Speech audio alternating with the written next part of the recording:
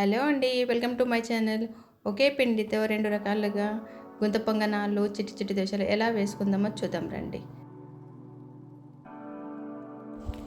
దీనికి కావాల్సిన పదార్థాలు: 1 కప్పు జొన్నలు, 1 కప్పు పెసర్లు, 1 కప్పు మినపప్పు, 1 టీ స్పూన్ మెంతులు, అలాగే 1 కప్ రైస్.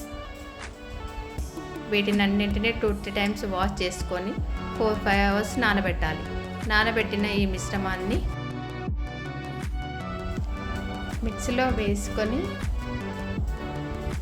మధ్య మధ్యలో కాస్త వాటర్ పోసుకుంటూ మెత్తగా రుబ్బుకోవాలి. ఈ రుబ్బిన మిశ్రమాన్ని వేరే బౌల్లోకి తీసుకోవాలి.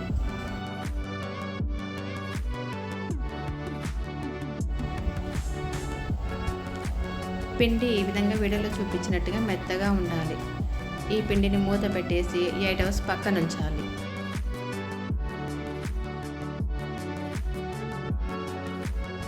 ఎయిట్ అవర్స్ తర్వాత పిండి ఈ విధంగా పులుస్తుంది. ఈ విధంగా పులిసిన పిండిని బాగా కలుపుకోవాలి. బాగా కలిపిన ఈ పిండి మిశ్రమంలో జీలకర్ర, నువ్వులు, కొత్తిమీర, ఉల్లిపాయ, పచ్చిమిర్చి వేసి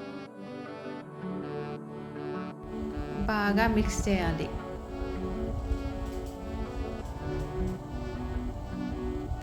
రుచికి సరిపడ సాల్ట్, చిటికెడంత వంట సోడా, కొంచెం మజ్జిగ వేసి బాగా కలపాలి. ఈ కలిపిన మిశ్రమాన్ని 5 మినిట్స్ పక్కన ఉంచాలి.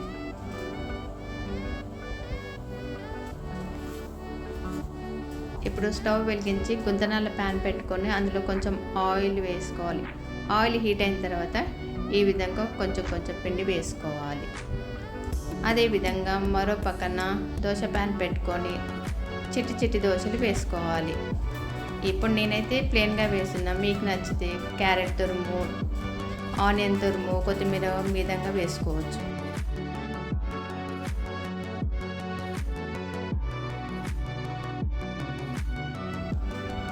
ఈ విధంగా అన్నీ వేసుకోవాలి.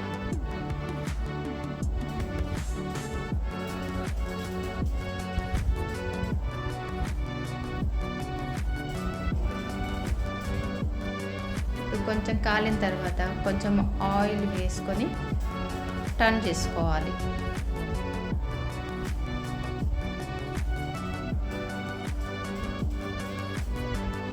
అదేవిధంగా గుంత పొంగనాలు కూడా టర్న్ చేసుకోవాలి.